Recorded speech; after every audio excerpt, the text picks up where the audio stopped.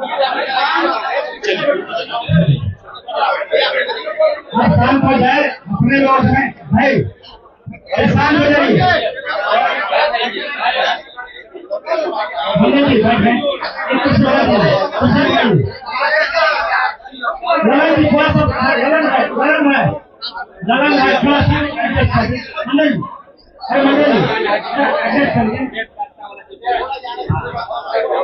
आप सभी का मामली जी भाई आप सभी का स्वागत है आज के प्रेस कॉन्फ्रेंस में। जितने भी हमारे प्रिंट मीडिया के, इलेक्ट्रॉनिक मीडिया के और सोशल मीडिया के साथी आए हैं, सबका स्वागत है। हमारे मुख्य डेस्क पर हमारे दल के प्रदेश अध्यक्ष श्री मनोज भारती जी हैं। उनके बगल में विश्वविख्यात गणितज्ञ और हमारे दल के उम्मीदवार श्री केसी सिन्हा जी हैं। उनके बगल में पार्टी के संगठन के महासचिव सुभाष सिंह कुशवाहा जी हैं। हमारे बीच में हमारे पार्टी के सूत्रधार प्रशांत किशोर जी हैं।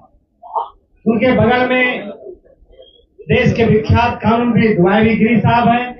उनके बगल में पूर्व एमएलसी और पार्टी के उम्मीदवार श्री रामबली सिंह चंद्रवंशी जी हैं।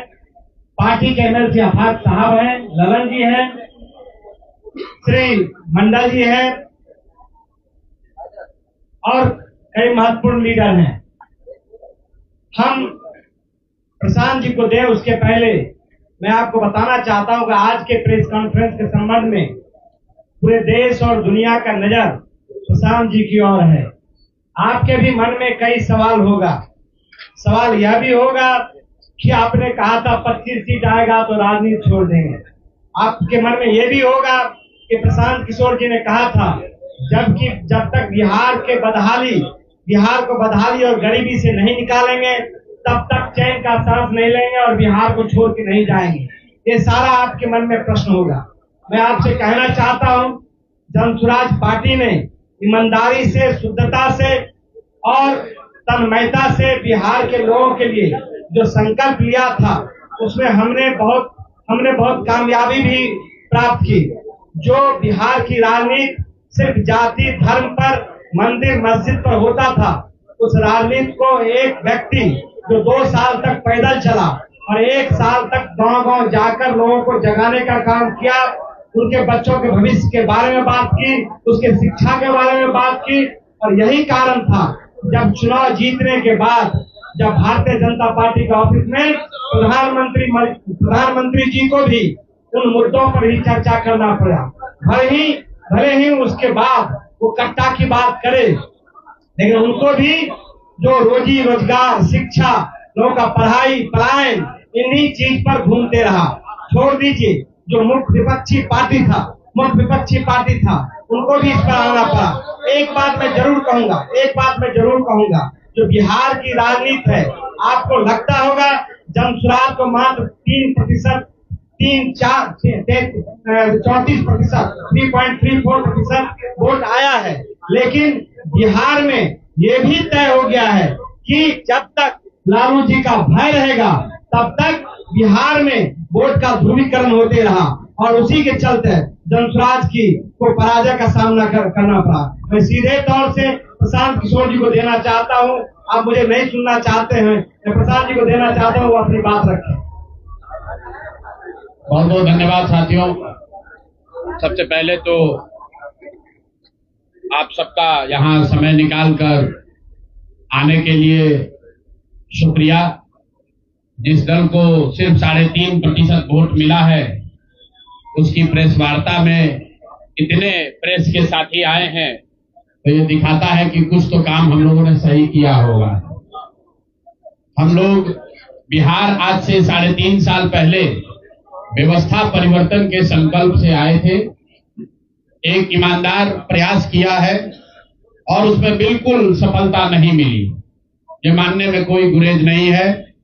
व्यवस्था परिवर्तन के जिस अभियान को लेकर चले थे, व्यवस्था परिवर्तन की बात तो छोड़िए, सत्ता परिवर्तन भी हम लोग नहीं करा सके, लेकिन बिहार की राजनीति को बदलने में जरूर थोड़ी बहुत भूमिका हम लोगों की बनी है।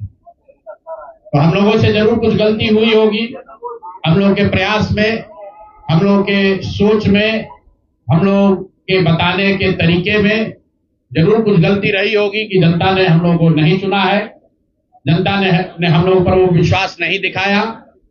तो उसकी जिम्मेवारी जो है वो पूर्णतः मेरी है, प्रशांत किशोर की है, और वो जिम्मेवारी मैं 100% अपने ऊपर लेता हूं कि मैं बिहार की जनता को, अपने साथियों को, इस व्यवस्था से जुड़े हुए लोगों को, जिस प्रयास से हम लोग जुड़े थे, जिस प्रयास को करना चाहते थे, उससे उनका विश्वास उस पर मैं नहीं जीत पाया।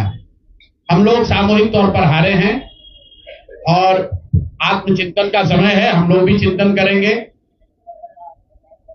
जो लोग जीत कर आए हैं उनको खूब बधाई। जनता ने अपने लिए अपना रास्ता चुना है, अपने लिए सरकार चुन ली है। अब नीतीश जी और भाजपा के लोगों पर जिम्मेवारी है कि बिहार में जिन बातों को लेकर वो सत्ता में आए हैं, बिहार में तरक्की हो, बिहार में भ्रष्टाचार से जो जनता जूझ रही है, भ्रष्टाचार खत्म हो, यहाँ पर लोगों के लिए रोजी रोजगार हो, और सबसे बढ़ के जो मुद्दा है पलायन का, बिहार से पलायन बंद हो। हम लोगों से जो गलती हुई है, जिन लोगों ने जन स्वराज के विचार पर इस सोच से इस प्रयास से जुड़कर एक सपना देखा था, एक उनकी सोच बनी थी, उनकी आशा की किरण जगी थी कि बिहार में एक नई व्यवस्था बनाई जा सकती है, उन सब के आशाओं पर, अपेक्षाओं पर, उनके सपनों पर खरा नहीं उतरने के लिए जो दोष है वो मेरा है। इसलिए मैं आपसे विनम्रता से आपसे माफी मांगता हूं कि मैं आपके सपनों के आधार के अनुसार, आपके सोच के अनुसार वो व्यवस्था बनाने में नाकामयाब रहा हूं। और प्रायश्चित के तौर पर मैं आज से 2 दिन के बाद 20 तारीख को गांधी विद्यारवा आश्रम में जो रास्ता गांधी जी ने बताया है, मैं अपने लोगों को, बिहार के लोगों को ये नहीं समझा पाया कि किस बात पर उनको वोट देना चाहिए, क्यों उनको नई व्यवस्था बनानी चाहिए। तो प्रायश्चित के तौर पर मैं अपने से विद्यारवा आश्रम में 1 दिन का उपवास, मौन उपवास रखूंगा।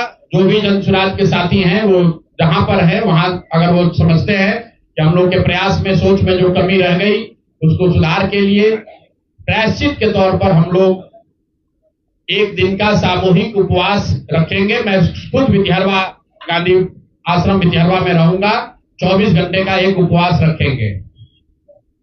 गलती हम लोगों से हुई होगी, कमी रही होगी, लेकिन हम लोगों ने कोई गुनाह नहीं किया है। गलती हो सकती है, गुनाह नहीं है। वोट नहीं मिलना गुनाह नहीं है। मैं बिहार की जनता के सामने अपने साथियों के साथ बिल्कुल सर उठा के ये कह सकता हूं कि हम लोगों ने गुनाह नहीं किया है। जिस बिहार में पिछले 30-35 साल से सिर्फ जाति की राजनीति हुई है, वहां पर इस समाज में जातियों का जहर फैलाने का गुनाह नहीं किया है। हम लोगों ने बिहार में हिंदू मुस्लिम की राजनीति नहीं की है, लोगों को धर्म के नाम पर बांटने का गुनाह नहीं किया है। हम लोगों ने बिहार की गरीब जनता को, भोले भाले लोगों को पैसा देकर उनका वोट खरीदने का गुनाह नहीं किया है। जिन लोगों ने ये गुनाह किया होगा, अगर वो आज जीत भी गए हैं तो उनको उसका हिसाब देना ही पड़ेगा। वो आज दे या कल दे, वो होगा ही होगा। मैं पिछले 2.5-3 सालों में अपने वक्तव्यों में अक्सर महाभारत के चक्रव्यूह की, अभिमन्यु के वध की कहानी सुनाता रहा हूं। जिस धर्म युद्ध की बात हम लोग करते हैं, पांडवों के साथ स्वयं भगवान थे, स्वयं भगवान कृष्ण थे, फिर भी अभिमन्यु को घेर कर छल से मार दिया गया।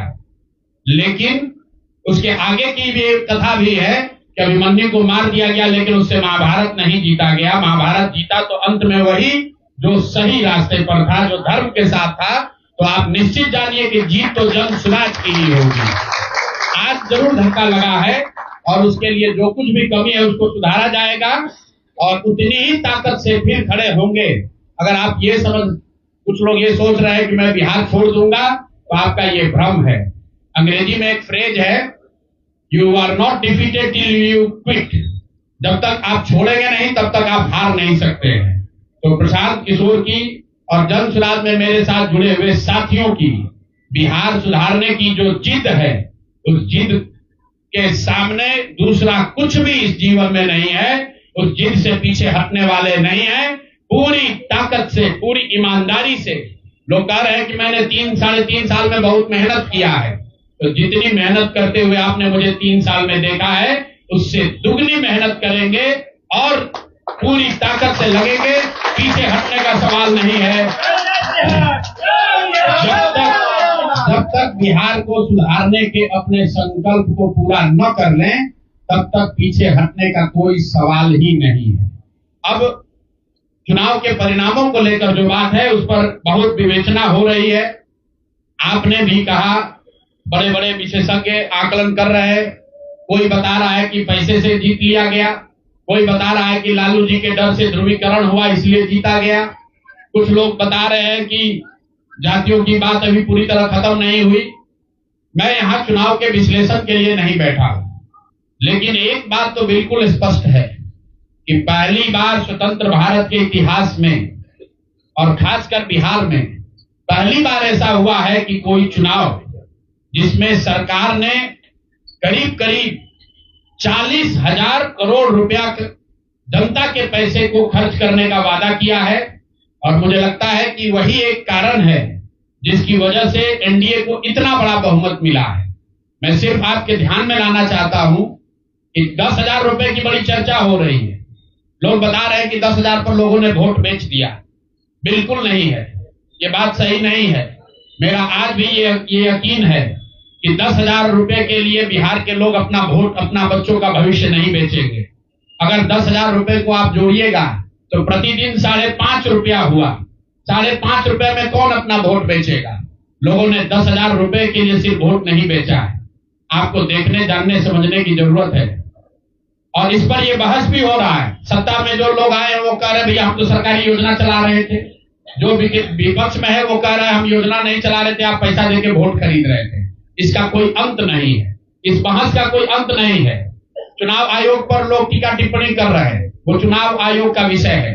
बिहार के बेटा होने के नाते, बिहार के नागरिक होने के नाते मेरा बस एक ही प्रश्न है।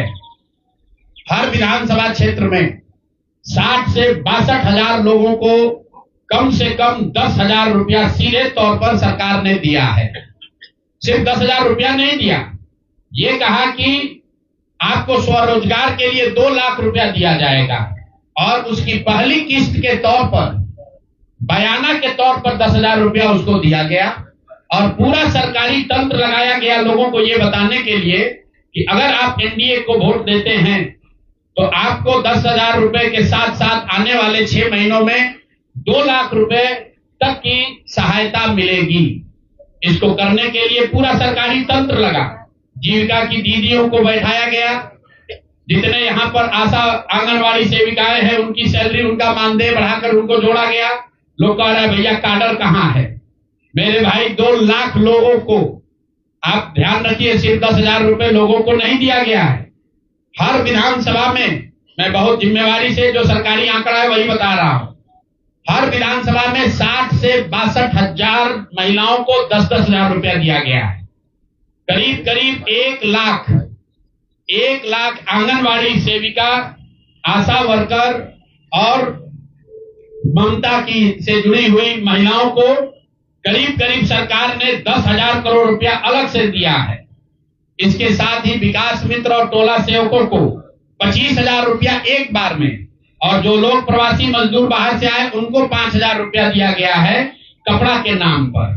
तो कुल मिलाकर 29,000 करोड़ रुपया, करीब करीब 29,000 करोड़ रुपया बांटा गया है। 40,000 करोड़ रुपए की योजनाओं की घोषणा की गई है। अब हम यहाँ इसलिए नहीं बैठे हैं ये कहने के लिए कि इसी वजह से हम लोग चुनाव हार गए। मेरा अब सीधा सरकार से एक आग्रह है कि आपने 2 लाख रुपए देने का वादा किया है, जनता ने आपको मत दे दिया, अब आप सत्ता में बैठे हैं, तो कृपा करके जो 1.5 करोड़ महिलाएं हैं जिनको आपने 10,000 रुपया दिया है, उन सभी महिलाओं को अगले 6 महीने में 2 लाख रुपए तक देने की व्यवस्था कीजिए। क्योंकि अगर वो हो जाएगा तो बिहार से बेरोजगारी दूर हो जाएगी, बिहार से पलायन बंद हो जाएगा। और अगर आपने ये नहीं किया तो ये बिल्कुल स्पष्ट हो जाएगा कि आपने ये 10,000 रुपया किसी योजना के तहत नहीं दिया था, सिर्फ और सिर्फ वोट खरीदने के लिए दिया था। तो वोट खरीदने के लिए पैसा दिया गया है कि किसी योजना के तहत पैसा दिया गया है, सरकारी योजना के तहत, इसका प्रमाण इस बात पर है कि आने वाले 6 महीने में सरकार ने स्वरोजगार के नाम पर जो पैसा जारी किया है, उस क्षेत्र में और पैसा और मदद जारी की जाती है या नहीं की जाती है। हम लोग एक भी विधायक न जीते कोई बात नहीं, जन सुराज। और कई लोगों का सवाल है नीतीश कुमार को 25 सीट आने की बात है, तो मैं आपके सामने घोषणा कर रहा हूं कि जो 25 सीट हमने बात कही थी उस पर बिल्कुल कायम है। अगर नीतीश कुमार ने, उनकी सरकार ने ये वोट खरीदा नहीं है, इनको 2-2 लाख रुपए दे दे, मैं बिल्कुल राजनीति से संन्यास ले लूंगा, उसमें कहीं कोई दिक्कत नहीं है, कहीं कोई दिक्कत नहीं। बिहार के 1.5 करोड़ लोगों को 2-2 लाख रुपया नीतीश कुमार दिलवा दे, मैं मान लूंगा कि हमारे आकलन में गलती थी, हमारी गलती थी। और हमारे आकलन की बात छोड़िए, अगर बिहार से बेरोजगारी दूर हो जाए, पलायन बंद हो जाए, 1.5 करोड़ परिवार, टोटल 2.5 करोड़ परिवार में अगर 1.5 करोड़ परिवार की गरीबी दूर हो जाए, तो प्रशांत किशोर को विधायक बनने की, राजनीति करने की कोई जरूरत नहीं है, हम दूसरा काम कर सकते हैं। तो आपका अगर ये सवाल है कि 25 सीट की बात है, बिल्कुल 25 सीट से ज्यादा नीतीश कुमार को ना आना चाहिए था, ना आता। एक ही फैक्टर है, ये पैसा बांटकर जो वोट आपने खरीदा है, खरीदने का आप पर इल्जाम है, तो इसको आप इतने 20 साल से आप मुख्यमंत्री हैं, तो आप इस इल्जाम को धो दीजिए। अगले 6 महीने में 1.5 करोड़ लोगों को, 1.5 करोड़ परिवार को स्वरोजगार की व्यवस्था कर दीजिए। और अगर नहीं कीजिएगा तो हम लोग यहीं पर हैं। मैं आपके सामने एक नंबर जारी कर रहा हूं, मेरा अपना व्यक्तिगत ऑफिस का 91-216 जितने लोग हैं, जिनको भी 10,000 रुपया का बयाना नीतीश कुमार सरकार ने, अधिकारियों ने जीविका की दीदियों के माध्यम से दिया है, इस आश्वासन के साथ कि अगर आप नीतीश कुमार को, एनडीए को वोट देंगे तो आपको 2 लाख रुपया 6 महीना में मिलेगा। तो मेरे भाई, अब समय चालू हो गया, आप आ गए हैं सत्ता में और हम लोग आराम से बैठे हुए हैं बिहार में। हर वो महिला, हर वो परिवार जिसको 2 लाख रुपया नहीं मिलता है, आप प्रशांत किशोर से संपर्क कीजिए, आप जन सुराज से संपर्क कीजिए। अब सलाह का समय खत्म हुआ, अब संघर्ष का समय शुरू होगा।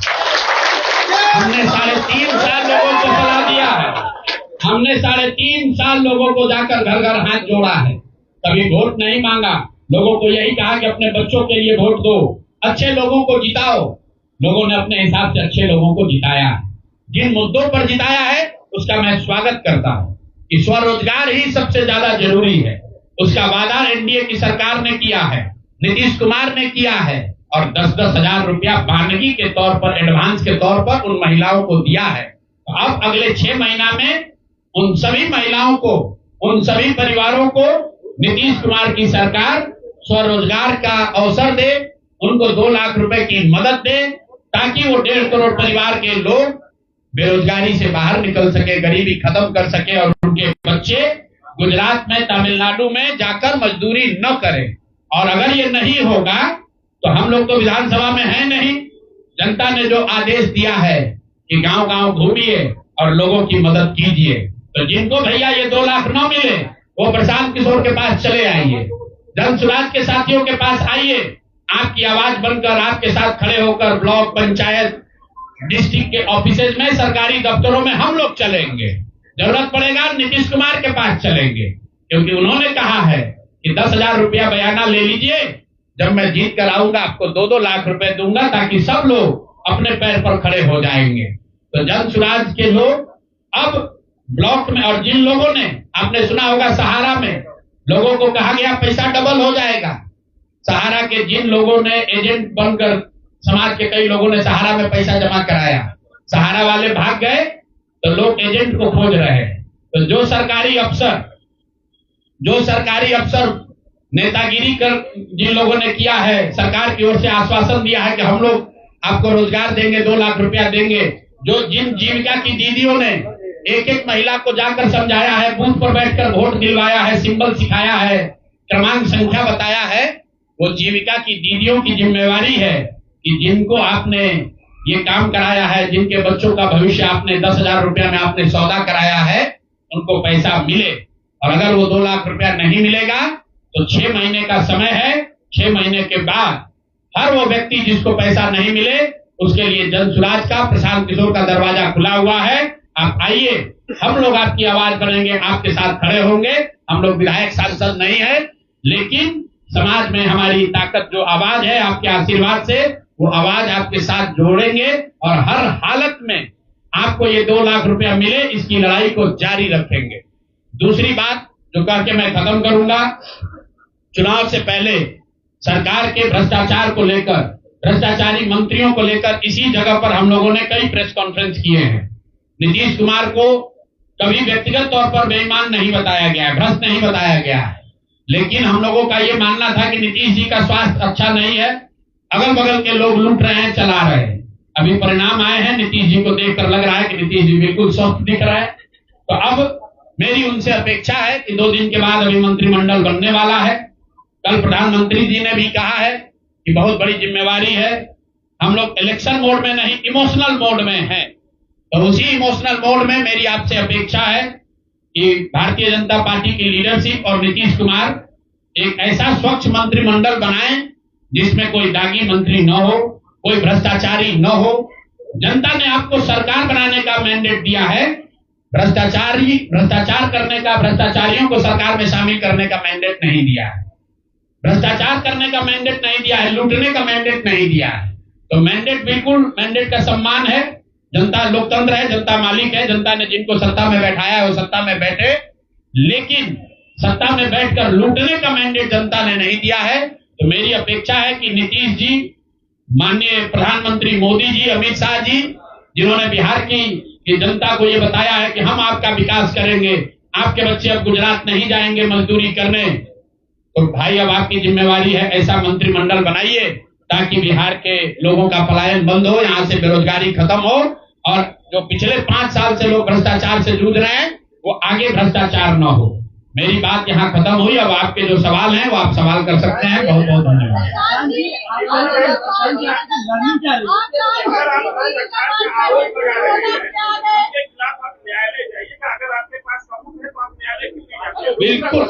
बिल्कुल जो बात हम लोगों ने पहले कही है, जिन नेताओं के बारे में कही है, उसमें कहीं पीछे हटने का सवाल नहीं है।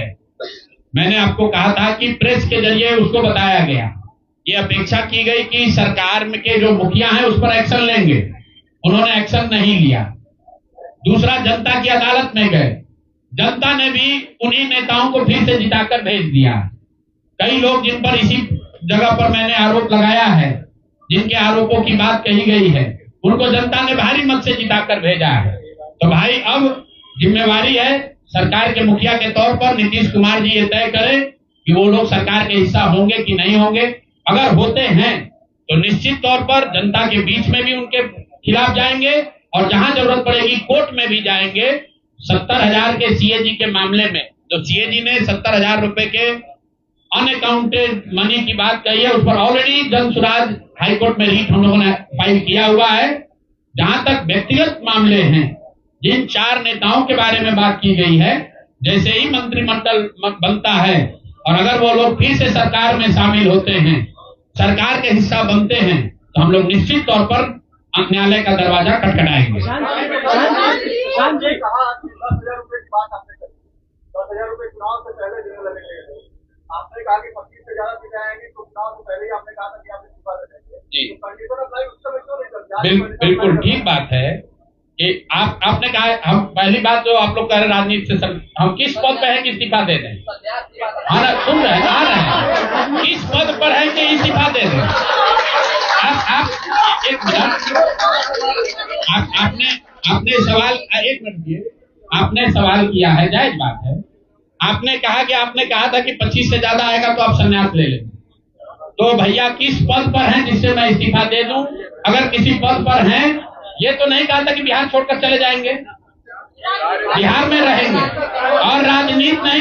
बिल्कुल बिल्कुल, अरे भाई बिल्कुल, एक मिनट, बिल्कुल राजनीति छोड़ देंगे, राजनीति छोड़े हुए हैं, हम तो राजनीति करते ही नहीं हैं। लेकिन ये नहीं कहा है ना कि बिहार के लोगों की बात कहना छोड़ देंगे, ये तो नहीं कहा है, हाँ नहीं, आप ऐसा है, हमने कहा कि अगर 25 से ज्यादा सीट आएगा तो राजनीति छोड़ देंगे। बिल्कुल बात पर कायम है, लेकिन ये तो नहीं कहा कि ये 30,000 करोड़ रुपया में वोट खरीदेंगे। अब आप कह रहे नहीं, वोट उन्होंने नहीं खरीदा है, तो हमने कहा अगर नहीं खरीदा है तो 2 लाख रुपया दे दीजिए, हम बिल्कुल छोड़ देंगे। एक मिनट रुकिए, अरे सुन तो लो, सरकार क्या विज्ञप्ति पढ़ लो जिस पर सरकार ने, हाँ बिल्कुल बिल्कुल बिल्कुल, नहीं ऐसा है, बिल्कुल हम भी सभी की बात नहीं कर रहे हैं। सरकार ने 1.5 करोड़ लोगों को 10-10 हजार रुपया दिया है और पूरे देश में इस बात पर बहस छिड़ी हुई है कि क्या ये 10,000 रुपया वन टाइम देकर वोट खरीदा गया है कि किसी सरकारी योजना के तहत इस पैसा को दिया गया है। मैं ये कह रहा हूं कि मैं बिल्कुल ये मानने को तैयार हूं कि सरकार का ये एकाधिकार है, वो चाहे योजना शुरू कर सकती है। अंतिम महीने में किया, उसमें कोई दिक्कत नहीं है, हम उस बात पर नहीं पढ़ रहे। इलेक्शन कमीशन ने चुनाव के दौरान ये पैसा बांटने दिया, ये उनकी गलती है, उस पर भी हम टीका टिप्पणी नहीं कर रहे। हम तो ये कह रहे हैं कि जिस योजना के तहत आप जीत कर आए हैं उस योजना को लागू कर दीजिए। हम लोग को बिहार में रहने की भी जरूरत नहीं है, बिहार ही छोड़ देंगे, राजनीति की क्या बात कर रहे हैं।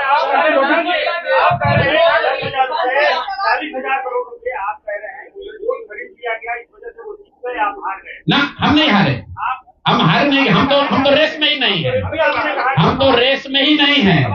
हम आपको ये बता रहे हैं कि जो बात नीतीश कुमार के जीतने की है, जीत और हार के बीच में एक ही बात है कि क्या नीतीश कुमार जी ने, उनकी सरकार ने ये हर विधानसभा में 60,000 वोट 10,000 रुपया देकर खरीदा है कि नहीं खरीदा है, इस पर बात है। और मैं ये एक मिनट रुकिए, चुनाव से पहले ही कहा है, चुनाव के पहले ही की बात हो रही है। और अरे आप क्या चाहते हैं? हम कहते हैं कि हम राजनीति से संन्यास ले रहे हैं, इसलिए आप आए हैं। मेरे भाई, अगर ऐसा है, हमने आपको आप लोग जितने लोग आए हैं, हमने बिल्कुल स्पष्ट आपको कहा कि नीतीश कुमार ने प्राइमा फेसी जो दिख रहा है कि सरकार ने 10,000 रुपया देकर वोट खरीदा है, लेकिन मेरे पास उसका कोई प्रमाण तो है नहीं। सरकार का रही नहीं है तो सरकारी योजना के तहत दिए हैं। योजना की जो गजट ऑर्डर है वो देख लीजिए, उसमें लिखा क्या है कि 10,000 रुपया आपको स्वरोजगार के लिए महिलाओं को दिया जा रहा है और जरूरत के मुताबिक अगले 6 महीने में, उसमें लिखा है कि अगर आपकी योजना सरकार को लगेगी कि ठीक है, वही बात। अरे भाई, हम हिंदी में लिखा है, उसको फिर से जारी कर देंगे, सब लोग पढ़ लेगा। सरकार ने ये नहीं कहा कि ये 10,000 वन टाइम पेमेंट है, उन्होंने कहा कि स्वरोजगार की योजना के तहत आपको 10,000 रुपया दिया जा रहा है और अगर एडवांस पैसा, एक मिनट रुकिए, और 2 लाख रुपया अगर आप स्वरोजगार में का काम करेंगे, अगर आप अपने पैर पर खड़े होने की योजना करेंगे तो 6 महीना में आपको 2 लाख रुपया और दिया जाएगा। ठीक बात है। अगर 1.5 करोड़ महिलाओं में 5 लाख 10 लाख महिलाओं को भी ये 2 लाख रुपए दे दे तो बिल्कुल इस बात पर हम कायम हैं कि हमको राजनीति नहीं, बिहार छोड़कर बाहर चले जाना चाहिए। बिल्कुल। अब फिर अब 5 लाख 10 लाख की बात नहीं है भाई।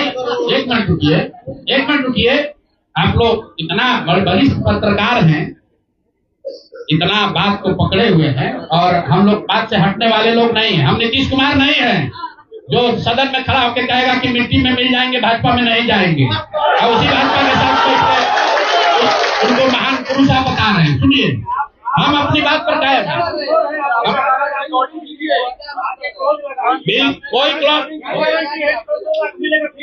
कोई क्लॉज नहीं लगाएंगे। सुनिए, ऐसा है, अरे बिल्कुल कॉन्फ्रेंस लाइन लिख के दिया है कि अगर आप लेकिन उसमें ये नहीं कहा था कि 10,000 रुपया में आप वोट खरीदिएगा। अगर हर विधानसभा में 10,000 रुपया नहीं दिया गया है तो आप बता दीजिए ये सत्य नहीं है। आप कह रहे हैं कि आप राजनीति छोड़ दीजिए, तो हम राजनीति के किस पद पर है जिसको छोड़ दें? हाँ बता दीजिए। सवाल ये है कि आपने कहा था 25 सीट आएगी जी आज आप एक रोज लगा रहे हैं, तो ये क्या भरोसा है कि कल अगर बिल्कुल आप भरोसा मत कीजिए, आप भरोसा मत कीजिए। हमने जो बात अपनी कहनी थी हमने आपको बात कह दी। हम अभी इस बात पर अपने आकलन पर कायम हैं कि 3 बरस की बिहार की गांव-गांव की यात्रा के बाद जो मुझे दिखा, जो समझ में आया, उसके हिसाब से नीतीश कुमार को 25 से ज्यादा सीट नहीं आना चाहिए था। सिवाय इसके कि उन्होंने हर विधानसभा में उनकी सरकार की ओर से 10,000। 1 मिनट भैया, अरे आया है भाई, आया है, लेकिन उसके वो खरीद के आया है कि नहीं वो भी दिख जाएगा 6 महीना में। आज आप लगा रहे हैं, आज आप लगा रहे हैं। ठीक है, आगे पूछिए।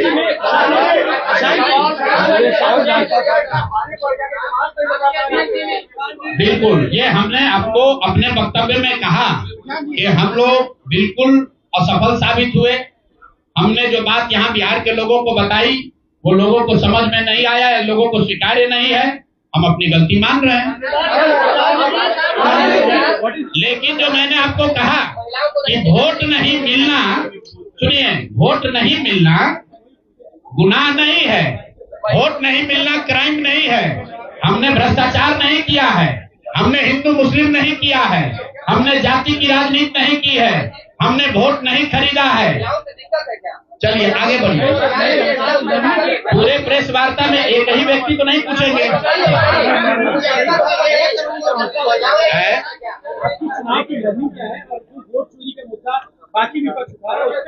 मैं वोट चोरी के मुद्दे पर हम लोग का स्टांस जो है वो बिल्कुल क्लियर है पहले दिन से।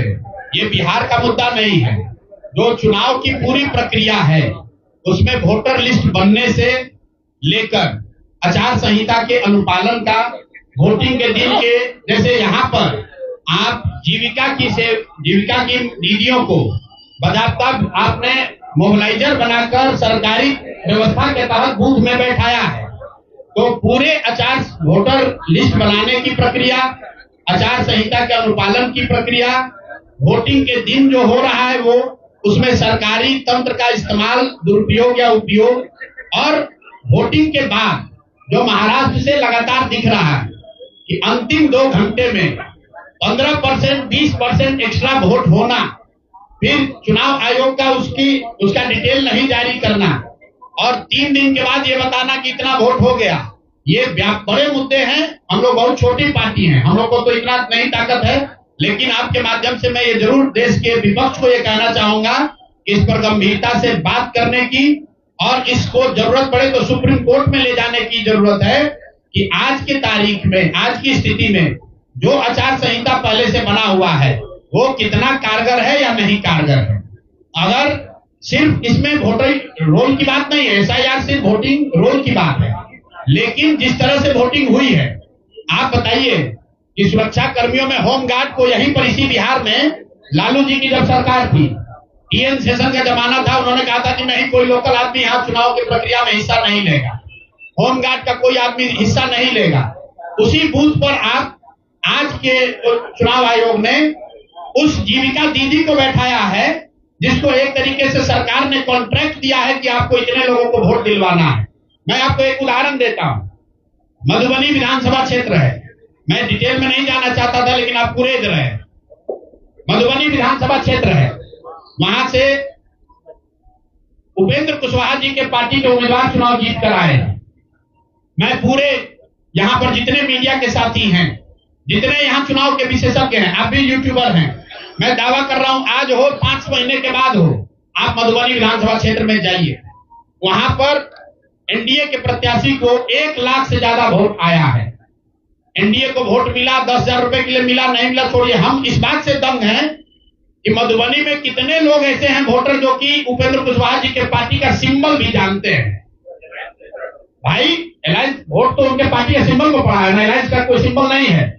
तो आखिर रातों रात पूरे मधुबनी क्षेत्र में, और क्या हुआ मैं नहीं कह रहा हूं, मैं आपको और आपके जरिए पूरे देश के लोगों को ये बताना चाहता हूं कि जो भी लोग सर्वे, सेफोलॉजी, पत्रकारिता, राजनीति में इंटरेस्ट रखते हैं, आप सैंपल के तौर पर कोई 5 कंस्टिट्यूएंसी उठा लीजिए और जहां पर भाजपा और जदयू के उम्मीदवार नहीं लड़ रहे थे, वो दल लड़ रहे थे जिनका कोई सिंबल भी नहीं जानता है, नाम भी नहीं जानता है, उसको 1 लाख, 1.25 लाख वोट कैसे आया है? हमारे पास कोई प्रमाण नहीं है कि वो वोट कैसे आया, लेकिन राजनीतिक सामाजिक क्षेत्र में जुड़े होने के नाते ये आश्चर्य का विषय है कि जिस मधुबनी क्षेत्र में लोग ये नहीं जानते हैं कि कौन सा प्रत्याशी लड़ रहा है, कौन सा पार्टी लड़ रही है, उस पार्टी का सिंबल क्या है, उसको 1.25 लाख वोट आया है, और जो लोग वहां जीवन भर राजनीति कर रहे हैं उनको वोट नहीं आया। संभव है, उनको इतना समर्थन है, लेकिन मेरा आपसे आग्रह ये, भाई देखो, 1 मिनट रुक, आपका सवाल 10 ले चुके हैं, और भी तो लोग हैं, आपका एक और ले लेंगे, आप बैठिए, ऐसा मत घबराइए, हम यहाँ बैठे हुए हैं। और मेरा आपसे अनुरोध है, मैं कोई आरोप नहीं लगा रहा हूं, लेकिन मधुबनी जैसे 5 सीट का मैं आपको हवाला देना चाहता हूं, जहां पर चुनाव के 12 दिन 15 दिन पहले ये तय हुआ कि कौन पार्टी चुनाव लड़ेगी, उस पार्टी का नाम कोई नहीं जानता है, उसका सिंबल कोई नहीं जानता है, और 1,20,000 वोट अगर किसी विधानसभा में आ रहा है, इसका मतलब है कि हर घर से 2 से 3 वोट आया है। आपको आंधी दिखनी चाहिए वहां पर। ये मतलब विधानसभा के स्तर पर 1,20,000 वोट लाना साधारण बात नहीं है। 1,20,000 वोट आया है, कैसे आया है? इसकी 2 ही वजह हो सकती है, या तो जो 60,000 लोगों को आपने 10-10,000 रुपया दिया और उन लोगों ने ये जिम्मेवारी ली कि भाई 10,000 रुपया हमको मिला है, मैं और अपने घर के लोगों को वोट मैं दिलवाऊंगा या दिलवाऊंगी, या फिर कोई ऐसी बात है, अदृश्य शक्ति है जो हम लोग को हमारे समझ से बाहर है कि भाई कैसे ये संभव है। और मैं ये नहीं कह रहा हूं कि वहां वोट कैसे पड़ा, मैं आपको खुली चुनौती दे रहा हूं, आज चलिए मधुबनी। मैं 3 दिन से प्रेस इसलिए नहीं कर रहा हूं कि मैंने अपने लोगों को वहां भेजा है, और मधुबनी में मैंने कहा भाई पूछो तो कि उपेंद्र कुशवाहा जी के पार्टी का सिंबल क्या है। 30% लोग को सिंबल नहीं मालूम है कि सिंबल क्या है, और उनको 1 लाख से ज्यादा वहां वोट आया है। मुझे उपेंद्र कुशवाहा जी से कोई लड़ाई नहीं है, उनको उनके पार्टी के प्रत्याशी से कोई मुझे लेना देना नहीं है। मेरा सिर्फ ये कहना है कि ऐसी कौन सी विधा है कि हम लोग 3-3 साल का एक विधानसभा में घूम रहे हैं, लोगों को ये नहीं मालूम है कि जन स्वराज का चुनाव चिन्ह क्या है, और ये लोग 10 दिन चुनाव के पहले आए, उस पार्टी का नाम मधुबनी शहर में लोग नहीं जानते हैं, उस पार्टी का सिंबल घर घर पहुंच गया और उसको 1,20,000 लोगों ने वोट दे दिया। तो मेरे भाई, ये बहुत बड़ी चुनाव की विधा है। ये बताइए कि तो दूसरे की बात है, आपकी रणनीति में क्या कहीं चूक हुई? भारी चूक हुई। मैंने आपको पहले कहा कि भारी चूक हुई, और जो भी चूक हुई है उसको सुधारने के लिए पूरी ताकत लगाएंगे, फिर से बैठेंगे, ड्राइंग बोर्ड पर जाएंगे और देखेंगे कि जो चूक हुई है उसको कैसे सुधारा जाए। लेकिन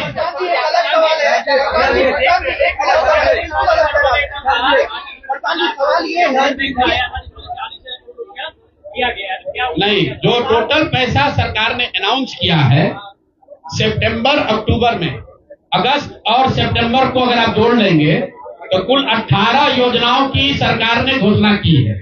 उसमें कोई गलती नहीं है। चुनाव के समय जो सत्तारूढ़ पार्टी होती है वो नए योजनाओं की घोषणा वो करते ही है। कुल जो सरकार ने घोषणा की, यहाँ फ्री इलेक्ट्रिसिटी से लेके युवाओं को बेरोजगारी भत्ता, 10,000 रोजगार के लिए, सारी बातें ठीक है। इसका टोटल बजट हुआ 40,000 करोड़।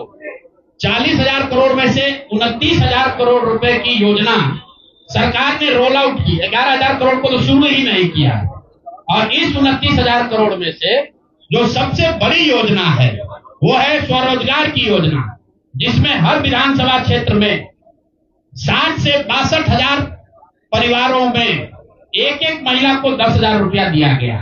और ये कहा गया, सिर्फ 10,000 रुपये को लोगों ने वोट नहीं दिया गया, लोगों को ये कहा गया कि अगर आप वोट देते हैं तो आपको आने वाले समय में 2 लाख रुपए तक की राशि स्वरोजगार के लिए मिलेगी। और इसको करने के लिए इसको करने के लिए सरकार ने जीविका दीदी का पूरा जो नेटवर्क है, 1 लाख से ज्यादा जीविका की दीदियों को और आंगनवाड़ी सेविकाओं को, आशा वर्कर को, और जो टोला सेवक है, विकास मित्र है, उनको लैपटॉप खरीदने के लिए 25,000 रुपया दिया गया 1 टाइम। अब आप बताइए कि जो टोला सेवक है, जो विकास मित्र है, जिसको आपने 25,000 रुपया दिया है, वो जो लैपटॉप या आईपैड खरीदेगा, उससे बिहार सरकार की योजना का दलितों का क्या सुधार होगा वो सरकार को बताना चाहिए।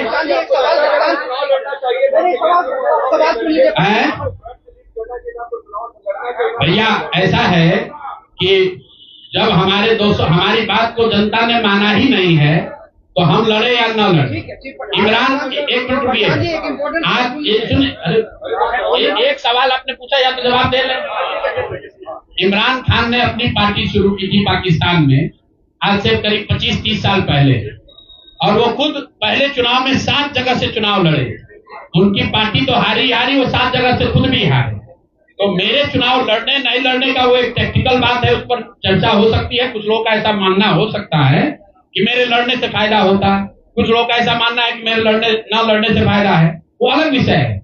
मैं तो आपको पहले एक लाइन में स्वीकार कर रहा हूं कि 3 वर्ष में जन सुराज ने जो भी प्रयास किया उसको बिहार की जनता ने स्वीकार नहीं किया। ठीक है प्रधान जी, एक सवाल है। आपने कहा था प्रधान जी कि जनता से पूछ कर हम नहीं करते। एक मिनट, बिहार को मैं समझ नहीं पाया, बिल्कुल मान लेंगे, इसमें क्या दिक्कत है। प्रधान जी आपने कहा मेरे सुनिए, ऐसा है कि मुझे बिहार की समझ कम है या नहीं है ये कह देने मात्र से अगर आप बहुत खुश हो जा रहे हैं तो आप खुश हो जाइए कि हमको बिहार की समझ नहीं है।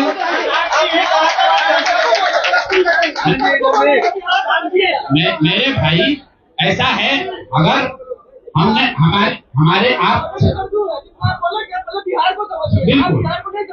बिल्कुल ठीक बात है, नहीं समझे तो 3 वर्ष अगर पैदल चल रहे थे तो बिहार को समझने के लिए एक चल रहे थे, अब फिर और चलेंगे, फिर जाएंगे।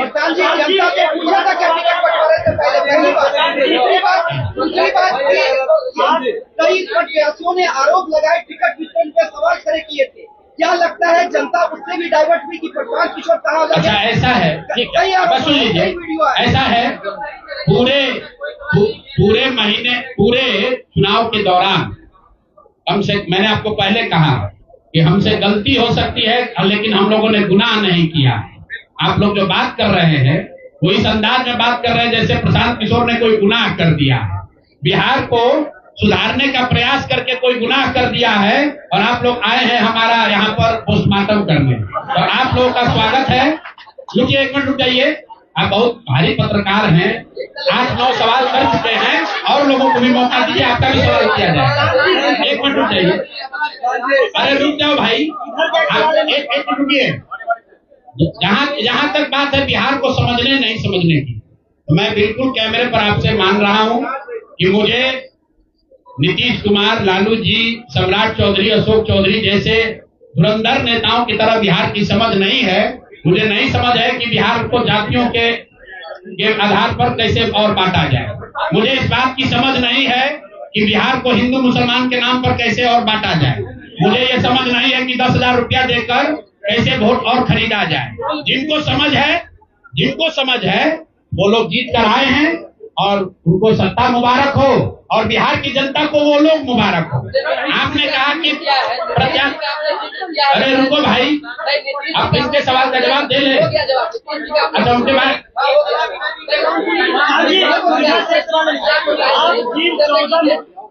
आप जिन 14 मुख्यमंत्री को बनाने की बात कर रहे थे, क्या आपको लगता है कि आपका उनमें अहम योगदान रहा है?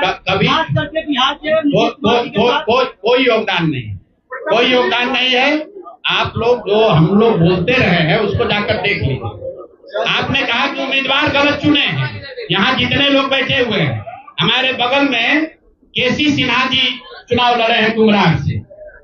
ये तो हमको पैसा देकर टिकट नहीं खरीदे होंगे, और कुमरार की जनता ने केसी सिन्हा को हराकर किसी दूसरे को जिताया है। हमारे बगल में वाईबी गिरी जी बैठे हैं, मांझी से इनको हराकर जनता ने किसी दूसरे को जिताया है। तो मेरे भाई, मैं समझता हूं कि अगर केसी सिन्हा नहीं जीते तो उससे केसी सिन्हा के जीवन पर कोई फर्क नहीं पड़ेगा मेरे भाई, कुमरार की जनता के जीवन पर फर्क पड़ेगा। अगर आपने मांझी से वाईबी गिरी को हरा दिया तो वाईबी गिरी का कोर्ट का प्रैक्टिस नहीं बंद हो जाएगा, मांझी के लोगों की दिक्कत जो है वो बढ़ेगी। लेकिन फिर वही बात है, जनता मालिक है, वो वही चाहते हैं। अगर आप खिचड़ी खाना चाहते हैं आपको कोई पुलाव कैसे खिला देगा? आप खिचड़ी खाइए और आनंद लीजिए। संन्यास नहीं लेगी, संन्यास नहीं लेगी। आपको वोट नहीं दिया जनता का दोष है। हैं? उन्होंने आपको वोट नहीं दिया ये लोगों का दोष है। कप्तान जी, आप संन्यास नहीं लेंगे, आपकी बात को चलाइए।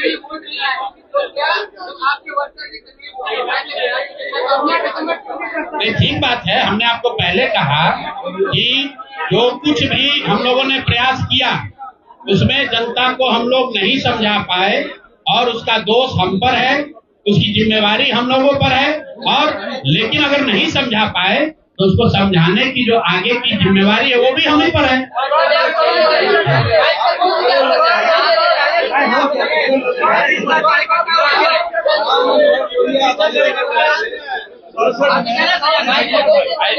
ऐसा है, आप भी बिहार के ही हैं और इतना भी नहीं उद्वेलित होइए, इतना भी मत उछलने लगिए कि जैसे हम लोग सब एकदम खत्म है।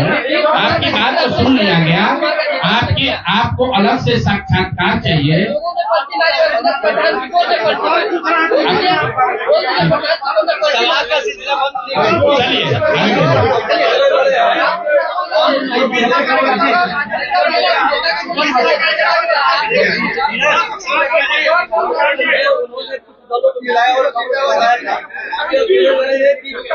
अभी तो हम लोग वापस जाकर अपने उस प्रारूप को फिर से देखेंगे जो हम लोग लेकर जनता के बीच गए थे। जो सोच, जो विचार, जो प्रयास लेकर जनता के बीच गए थे वो देखेंगे कि भाई जनता को ये चाहिए भी कि नहीं चाहिए। अगर जनता को पढ़ा लिखा आदमी नहीं चाहिए, अगर जनता को स्वच्छ लोग नहीं चाहिए, हम लोग तय करेंगे क्या करना है।